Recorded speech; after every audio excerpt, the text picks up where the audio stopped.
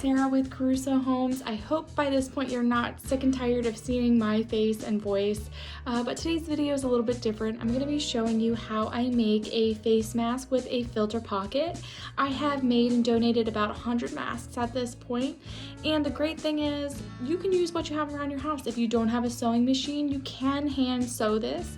If you don't have elastic, you can use ribbon or t-shirt pieces, and if you don't have fabric, you can use pretty much anything you have around your house. Non-woven bags, t-shirts, it's totally possible. So take a look. If you have any questions, let me know. First, you want to get your materials together: your scissors, pipe cleaner, elastic, your pins, fabric, iron, and either a sewing machine or needle and thread. If you don't have those, try a ribbon and a shirt. You're going to want to cut out your pattern, which these are the measurements I use. And then we're going to cut out our pieces. I used two different fabric types so that you can see the difference.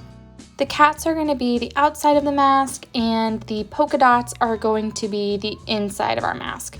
So the first thing we're going to want to do is fold down the inner pieces of the mask, our polka dots. So you're going to do one fold, and then you're going to fold it over another time. It really helps if you iron this down so you can sew it. So once you have them both ironed down, you're going to sew a straight line, and you don't have to worry about doing a backup stitch or anything like that because we're going to tie it all together at the end. So once you have both of your back pieces folded and stitched, now we're going to sew them onto our cat piece. So you're going to want your pretty fabric for the face facing up, and you're going to want your inner fabric facing down just like this. So we're going to go ahead and sew the first piece on, and then we will sew the second piece. So it should look something like this. So now we have it where we can turn it inside out, and this would be the inside of our mask. Now you're going to take a pipe cleaner, and that's going to be what helps the nose to bend in your mask. So you're just going to put it in one side. And a big side note, make sure you put this on the side you want facing up. Like with this cat pattern, I want all my cats looking up and not upside down. You're going to want the inner pocket to face up towards whichever way is the top of the mask. That way it's easy to put a filter in.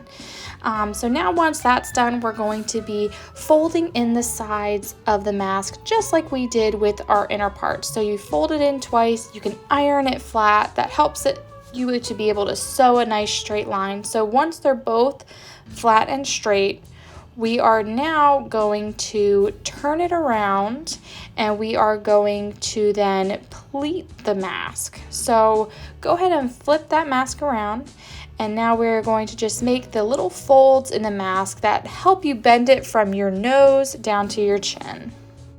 It really helps if you have some pins to stick in there so you can keep the mask in place. And once you have your pins in, what we'll be doing is not only sewing both sides down, but we're going to be sewing the elastic on with it. So your mask should look something like this. For women, I use 7.5 inches for this, and for men, I use 8 inches.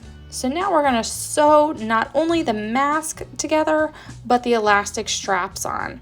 And make sure you backstitch because this is holding everything together. Now that our mask is finished, the last piece is to put a filter in the middle, which could be a coffee filter, furnace piece, or non-woven bag material.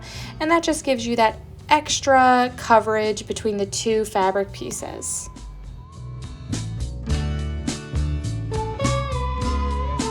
So there you go, cool cats and kittens face mask.